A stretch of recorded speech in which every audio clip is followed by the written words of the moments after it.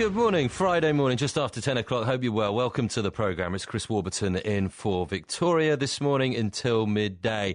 And we're starting with this. If you're a male victim of domestic violence, how easy is it for you to speak up about what's happening to you? How easy is it to talk to people and to try and get help? According to the British Crime Survey, nearly 1.5 million people reported that they were the victims of violence at the hands of their partners between 2012 and 2013. That was the total. Around a third of those were men. Third of that 1.5 million. This morning we'll be hearing from some of them, finding out what help is currently available and asking whether it's enough as well. Under the terms of the British Crime Survey, just to lay it out for you, being a victim of abuse at the hands of your partner can include many things. It ranges from non-physical abuse, like emotional and financial control, which we're going to hear about in a moment, to more serious sexual assault and stalking. It also includes threats, plus use of minor and severe force as well. And the number of men seeking help, the number of men actually going for help, is on the up. The charity Mankind are reporting a 25% increase in calls to its support line each year.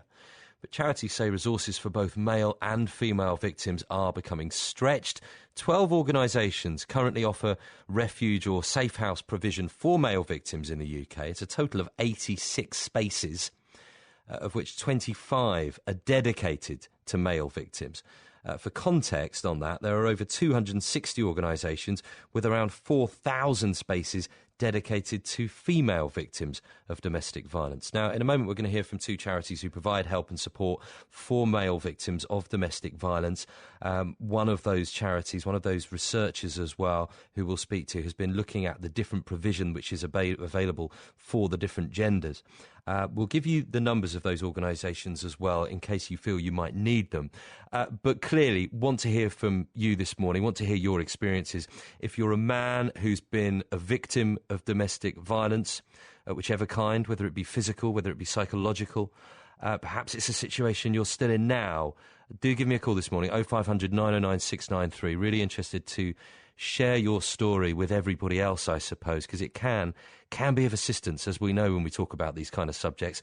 The text number 85058, and we'll use my email this morning, which is chris@bbc.co.uk. The other side of it, perhaps you're listening, perhaps you're a woman who has or is still abusing her partner in some way. And perhaps you'd like to talk about that. Do feel free to get in touch on those same numbers this morning. Well, earlier on I spoke to two men who have managed to get away from abusive relationships and get access to space in one of the refuges that I was mentioning. They're called Will and Andrew. Both have very different experiences. I began by asking Will about the relationship he was in and how the abuse began. Initially, I lived with my partner for 7 or 8 years before we got married. Actually, things were good. It was a good relationship. Everything seems to be going fine. And little things started to creep into the relationship, sort of didn't go out, lost sort of my social circles.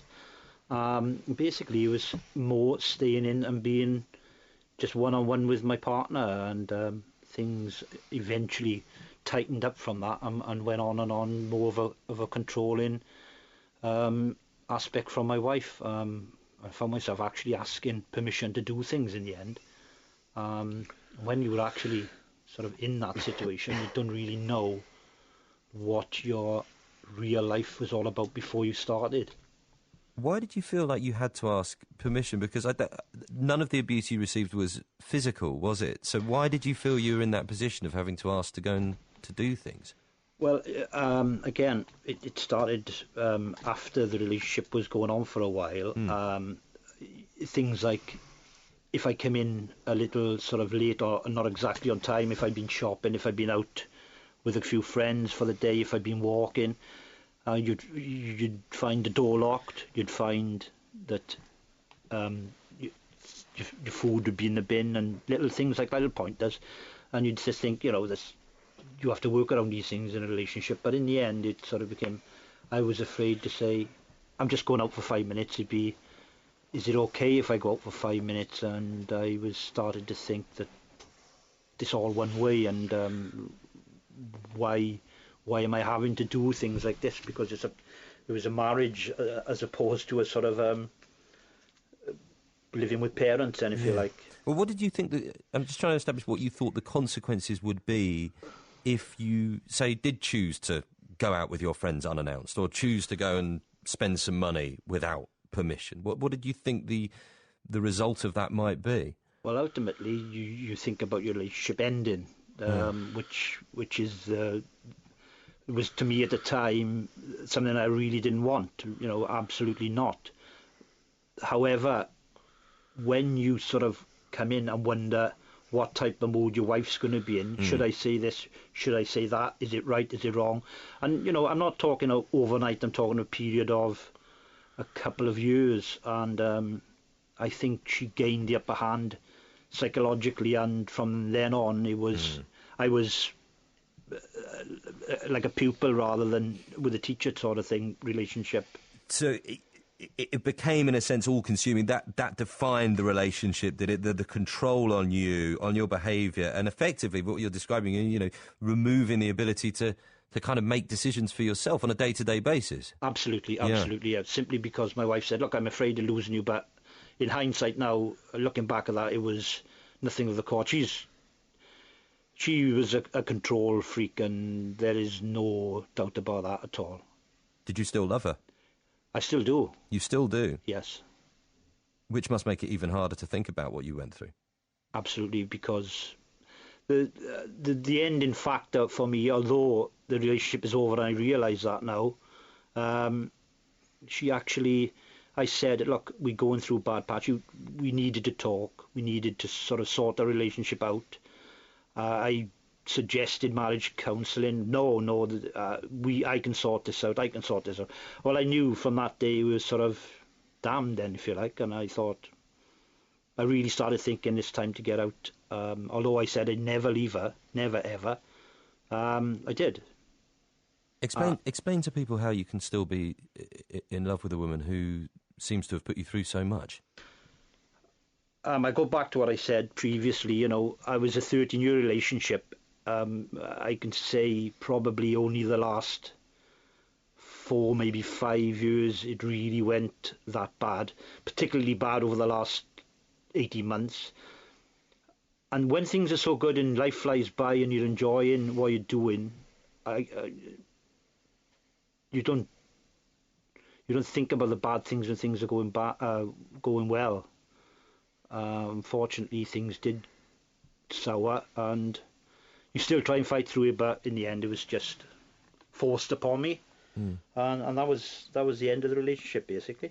Was it easy to find a way out? No. The situation was, I said to my wife, and this is the crux of the relationship. She actually phoned one morning, 6:30 in the morning. I was actually leaving. I'd packed the car.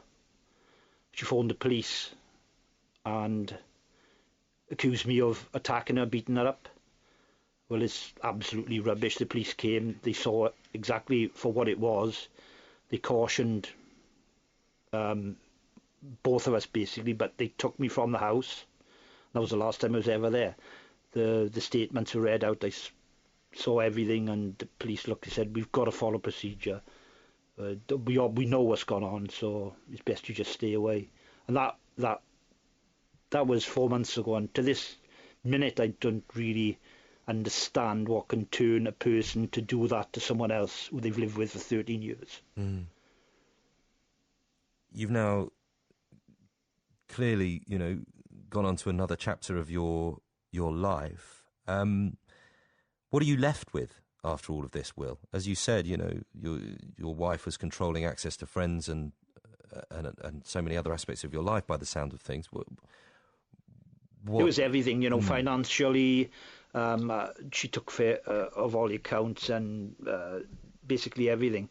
So inevitably, it's going to go down the legal road. She's still adamant that everything's hers, nothing's mine.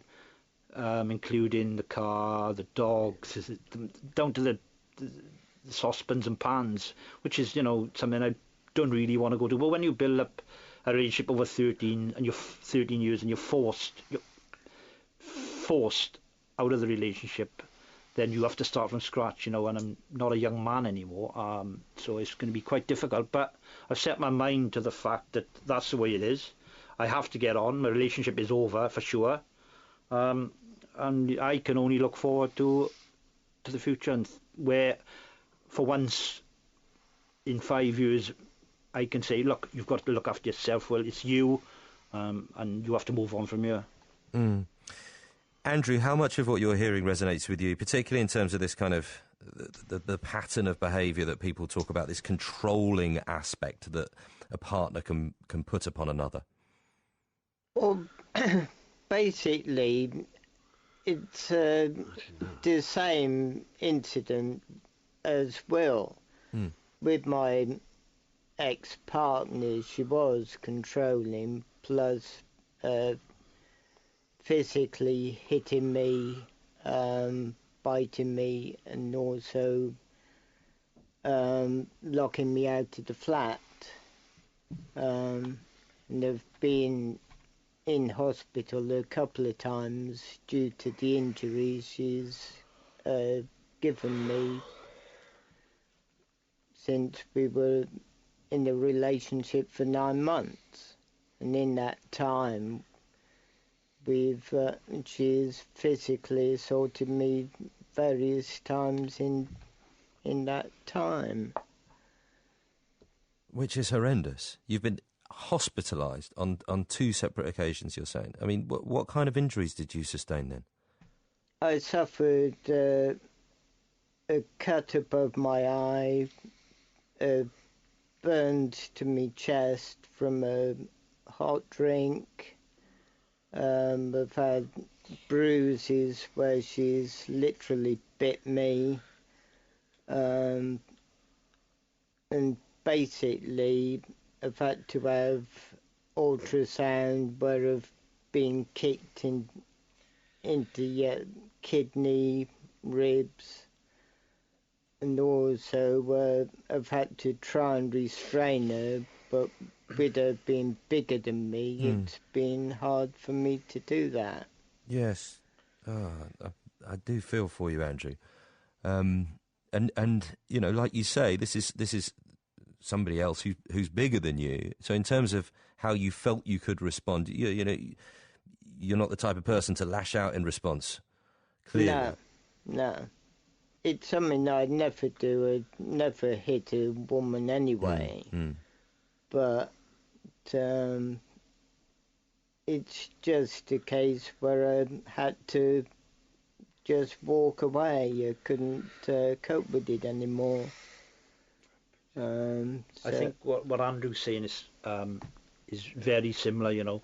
You're actually so involved in making that relationship work, then it takes so much time for you to realise that things aren't right. You're in denial. I certainly was, and I think Andrew was. So you didn't think you were in an abusive relationship at all, Will? No, I've talked to sort of counsellors. I've downloaded on people since, and I think, you know, much the same as Andrew. And it was the one line I kept getting from is, why are you continually blaming yourself for everything? Well, you know, it's hard to get out of your mind that you must be doing something wrong. That's why your relationship's not working. But it's absolutely wrong. You didn't think you were to blame, did you, Andrew? No, it was because she had Asperger's syndrome, which it tended to switch her brain on and off over the relationship.